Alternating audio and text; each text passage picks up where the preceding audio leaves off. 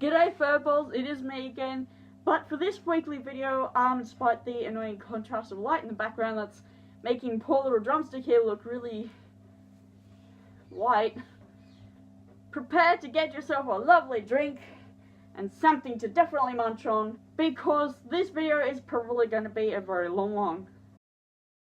So hey Furballs, as I said, this video is going to be a really long one because it touches on a particular topic in regards to some certain things.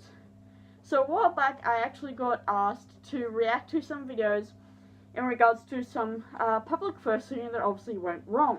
And of course I myself am not going to go out in public and do some silly things that'll come back onto me. So I thought instead of doing that, I am actually going to sit down and talk with you guys and kind of in a way explain the do's and don'ts, but more so how to avoid having worst furry outing ever. So firstly, let's start off. We all know the video called The Child of Doom. It's basically, in a nutshell, a child that continues to annoy a fursuiter who is out in public and he's just enjoying his time in a bowling club with his other furry friends, and this kid just so happens to think, hey, you're here for my entertainment, so I'm going to pull on your tail, annoy you till you can not take it anymore. So the reason I'm bringing this up first is because children in topic, it's a very subtle subject that you've got to sort of deal with some juggling acts here. Firstly, I want to say it is mainly up to the adult's responsibility to make sure that the child is okay, that they're safe, and that they're not attacking anyone in general. Unfortunately, and a hell of a lot of videos that I've seen all over YouTube, which is the reason why I'm not doing a react video, because there's just so many of them, that there's always an annoying child that just pulls the tail really hard, runs around being stupid, and makes the experience for the fursuiter really, really not comfortable. So, how do we deal with annoying children of doom? That's a really, really good question. As I said, it's mainly up to the parent or adult that's supervising the child to make sure that they're safe and not doing anything wrong. But obviously, in a lot of cases with fursuiters, children will basically run up to a fursuiter, tackle, hug them, they'll want to pull on their tail, they want to do some crazy things like that. And this here is the reason why it's very important to always at least have one handler on you. Not just someone to video record your adventures out and about, but someone to actually make sure that you, the fursuiter, is safe.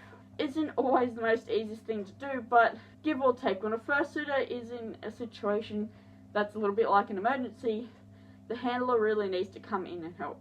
So, you, handler, how do you handle a child of doom, you say? Well, what you can firstly do, and this is a very touchy subject because obviously if you go up to a kid and say, hey kid, go away, the parent or supervisor is going to come over there and yell at you, right? So, as I said, it's a very touchy subject. And different fursuiters, handlers have different ways of doing this. From personal experience, the main thing that you want to do is always let children know, please don't pull on the fursuiter's tail. Don't tackle them and try and, attack their face or anything. Don't try and, take off their paws, their feet, or their head, or wings, which I'm currently not wearing mine because, But it's basically up to the handler to make sure that that's okay.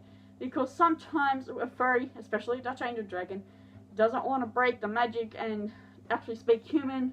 There comes a situation where said child of doom does not want to leave, does not want to let that fursuiter have any rest, doesn't have an adult or supervisor to come over there and stop them. Or maybe the adult is laughing their ass off thinking it's hilarious, even though it's not. Because one, it can put the fursuiter in danger of their own health, of being tripped over, and as well as, their suit getting wrecked. So obviously if the handlers said to the child, hey, please don't do this, they can see that there's some issues going on, they actually go after the child and say, hey, can you, go away in the nicest way possible, and obviously the child refuses to, there's no assistance or help from the said adult or supervisor of that said child, or children for that fact, what can then happen is two very things. One, someone somewhere is going to get very, very grumpy. Two, which is probably the better option, if the fursuiter themselves is having a really hard time, the child is giving them a lot of hassle, or children. Like we've seen, that one main one where it's that fox guy and he was out in public with his friends the handler wasn't doing his job really, and you know, a whole heap of furries got attacked by a whole heap of children, which said really weird and inappropriate things for their age, and it kind of sort of comes back into the parents, but hey, that's besides the point. The point that I'm saying here is, if you're in one of those situations, don't just stand there and take it. You, as a fursuiter and the handler themselves, you can get up and you can just walk away. You don't have to stay there and entertain those children. If you feel like, obviously, you're being insulted a little too much, if you have like anxiety and those sorts of things and you need to take a break, please just go find a place where you can take off the fursuit head and rest. Obviously, not every furry wants to break the magic, but if, and only if, you're getting really, really badly harassed, there's one really good way to disturb a child and make them back away. You can, of course, take off your fursuit head. Kind of sort of like doing this. And of course removing your fursuit head, but I'm not going to do that. Pretty much the point of doing that is not to just disturb the poor child, but to make them go, hey, there's an actual person beneath there. So taking off your fursuit head will make them realize, okay, fun and games is over. If the child does, of course, persist, that's when you obviously pick up your bags and you just leave. Because if a child is not going to do the proper thing, and if the adult isn't going to do the proper thing either, well, there honestly is no point in staying around and risking your own health. Forget about YouTube, forget about social media and whatnot. Do what is right by you and your own health and safety. Especially for the handler as well, but the handler should be more concerned about the fursuiter, to be honest. So, with the Child of Doom now out of the way and how to sort of deal with them, here comes the other subject, which is seen in a lot of furry outing videos. Or furry outing gone bad, or fursuit in public gone bad. What can I say? There's a lot of titles out there. So in a lot of cases, when you go fursuiting, especially in malls, yes, you are probably going to get some children running up to you. You're also going to get people running up to you asking you really weird questions, which I did talk about in another video, which obviously is going to be up and over here somewhere. If you want to go check out one of that video, by all means go for it. However, when you go out publicly and your face is covered by sunglasses and hat, where it covers way too much of your face up, there are rules in Australia where you are escorted out by a security guard, or at least at first you're told to remove those said items from your face. This is just so that the CCTV camera that's probably hiding up in one of the corners can actually see your face and can register who you are.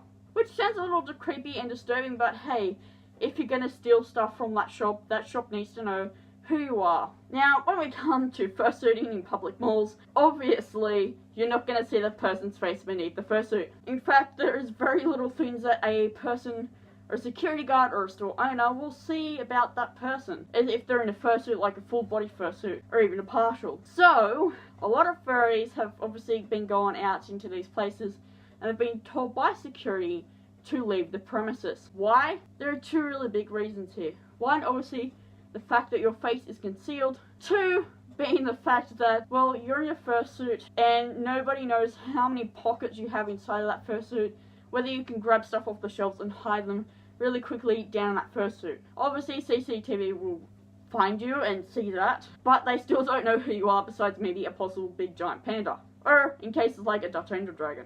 So a lot of furries have been getting bummed out by this a lot lately. And I have to say, I can understand why. But there is a right and a wrong way to this. Now, from personal experience, and yes, I know I'm speaking from personal experience, oh my god, I have actually gone out in costume that actually concealed my whole entire face, and it went really well. Why? And why I wasn't kicked out? Well, I knew the store owners. I knew the people that worked there, and I had been given a permission to actually go in there.